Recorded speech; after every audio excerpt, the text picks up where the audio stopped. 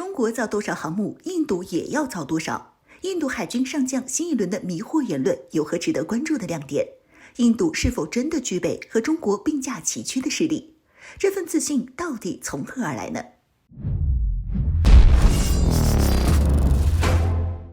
？Hello， 各位老铁们，大家好，欢迎收看本期迷彩虎，我是虎妞。中国正在建造的新型航空母舰成为了世界关注的焦点。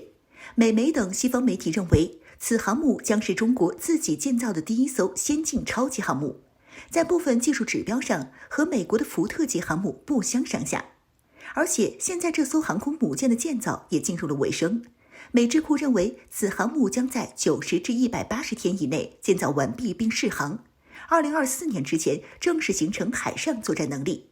届时，中国海军将以3艘航母的载役数量，成为无可争议的世界第2航母强国。中国航母建造进入尾声的消息，同样在印度讨论热烈。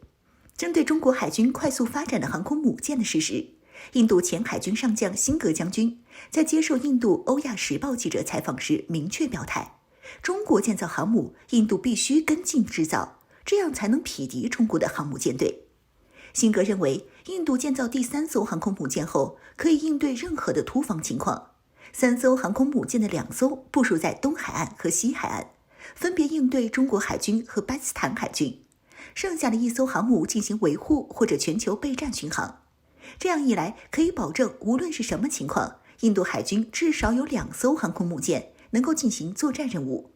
因为制海权的保证就是航空母舰，航空母舰的制海制空的范围是很大的，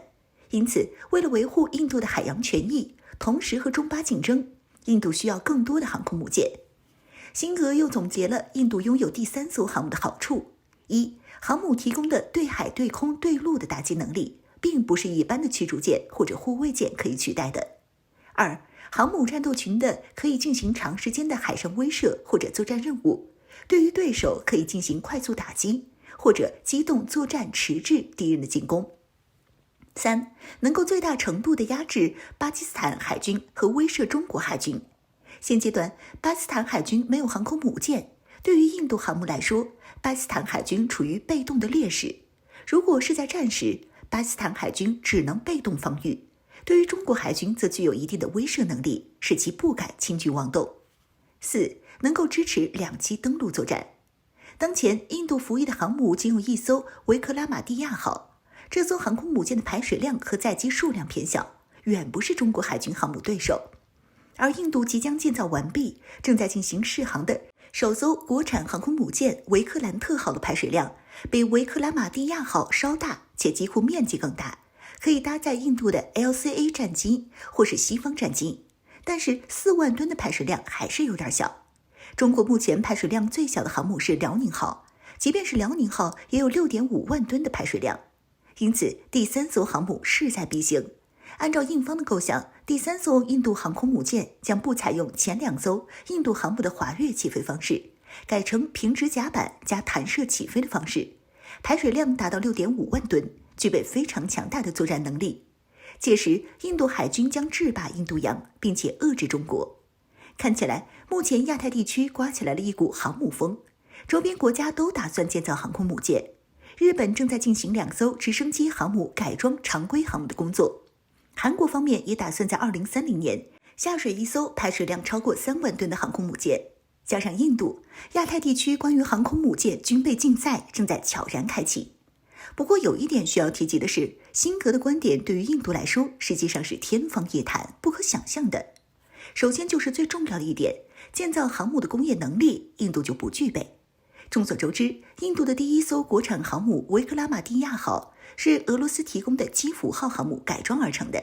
整个建造过程全凭俄罗斯单方面改装，耗时10几年才装备印度海军。因此，印度海军先天缺乏航母的制造能力。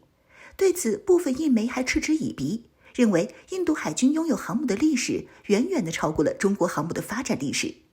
在这里，虎牛想说，会用和会造是2码事。好比一个人开车10几年，经验丰富，但是这并不意味着他本人能够独立建造汽车。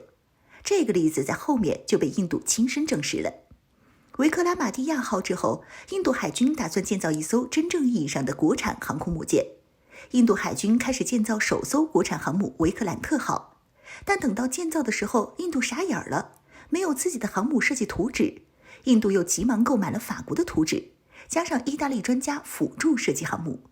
2006年，航母开始开工，但是尴尬的是，印度发现自己没有工业能力建造航母所需的特种钢材，又跑到俄罗斯去采购钢材。最后发现航母的动力系统、雷达系统、火控等关键设备无法自主生产，于是又跑到全世界购买。经过折腾后才开始建造。建造过程中又发现建造出现了质量和工序的问题，因此导致一再延误，直至建造开始后的15年后才完成。这还是印度拿其他国家的设备组装的航母，就这样还耗时15年时间。